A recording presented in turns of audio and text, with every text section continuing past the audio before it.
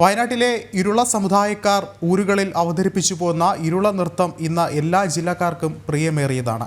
തിരുവനന്തപുരം പട്ടം സ്കൂളിലെ കൊച്ചുമിടുക്കികളാണ് ഇത്തവണ ഇരുള നൃത്തവുമായി സംസ്ഥാന സ്കൂൾ കലോത്സവത്തിനെത്തിയത്. റിപ്പോർട്ട് കാണാം.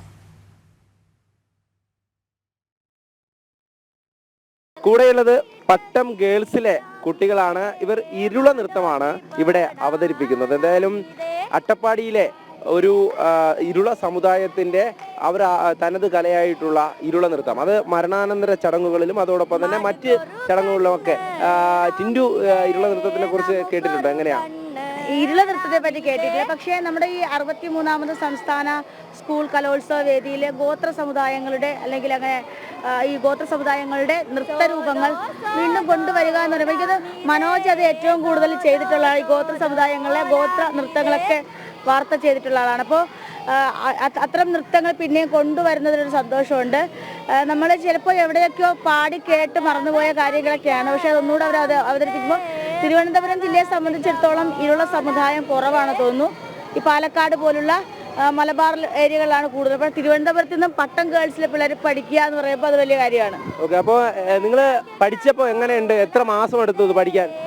4-5 മാസം എടുത്താണ്. നന്നായിട്ട് കഷ്ടപ്പെട്ടിട്ടുണ്ട് പഠിക്കാനായിട്ട്. കഷ്ടപ്പെട്ടു.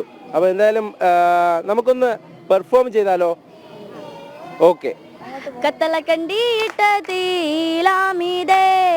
മാടോട്ടി പടാലാമിതേ ലാലേ ലാലേ ലാലേ ലില്ലേലേലോ ലേലേലോ മാടുക്കൊരു കണ്ണ് ലാമിതേ നമുക്കൊരു കണ്ണ് ലാമിതേ ലാലേ ലാലേ ലാലേ ലില്ലേലേലോ ലേലേലോ സോദോ സോദോ ലാമിതേ സോദോ സോദോ ലാമിതേ ലാലേ ലാലേ ലാലേ ലില്ലേലേലോ ലേലേലോ ആണ്ടവ സമികലാമിതേ പുള്ളവര കേൾക്കാമോ ലാമിതേ ലാലേ ലാലേ ലാലേ ലില്ലേലേലോ ലേലേലോ പൂവര കേൾക്കാമോ ലാമിതേ ലാലേ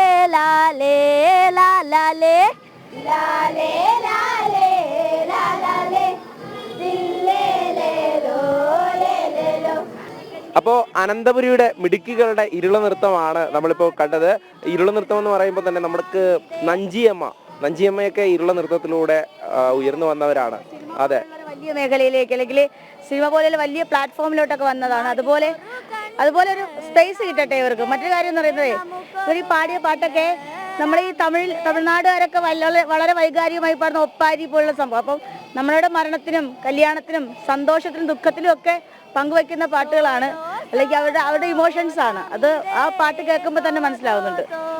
ആ ഒരു കലാരൂപം ഒരിടത്ത് മാത്രം ഒതുങ്ങാതെ ഇന്ന് പലയിടത്തായി എത്തിയിരിക്കുന്നു. പലയിടത്തുമുള്ളവർ ഏറ്റെടുത്തിരിക്കുന്നു, അവരത് പഠിക്കുന്നു, അവരത് അവതരിപ്പിക്കുന്നു. അപ്പോൾ വലിയ സന്തോഷമുള്ള കാര്യം തന്നെയാണ് ഈ കുട്ടികളോടൊപ്പം കുറച്ചു നേരം ചിലവഴിക്കാൻ കഴിഞ്ഞതും ഈ ഒരു കലാരൂപം അവതരിപ്പിക്കാനൊക്കെ അവർക്ക് കഴിഞ്ഞതും അവർക്കും വലിയ സന്തോഷം തന്നെയാണ്. ടിൻഡു ദാസിനൊപ്പം എം മനോജ്, ജനം.